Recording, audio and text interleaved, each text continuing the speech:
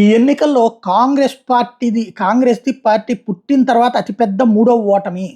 అతి చెత్త ఓటమి. ఇది ప్రశాంత్ కిషోర్ చెప్తున్నటువంటి లెక్క. 2014లో 44, 2019లో 52, 2024లో 99. అయినా వాళ్ళు ఎన్నికలు గెలిచినంత సంబరాలు చేసుకున్నారు. కానీ అటువైపు బీజేపీ పార్టీ పెట్టిన తర్వాత మూడవ అత్యంత పెద్ద గెలుపు. 2014లో 282, 2019లో 303, 2024లో 240 అయినా వాళ్ళు విచారంగా ఉన్నారు. కొందరు అనుకున్నట్టుగా మోడీ లేకపోతే బీజేపీ పాలన మీద తీవ్ర వ్యతిరేకత లేదు. వాళ్ళ ఓటు శాతం స్థిరంగా ఉంది. తప్పుడు లెక్కలు వేసుకోబాకండి. దేశంలో ఇప్పటికీ బీజేపీ నెంబర్ 1 పార్టీ. మళ్ళీ మోడీ ప్రధానిగా వచ్చారు. నీ ఒక్క కొడుకు ఎప్పుడు పరీక్షలు ఫెయిల్ అవుతూ ఈసారి పాస్ అయితే నువ్వు సంబరాలు చేసుకుంటావు.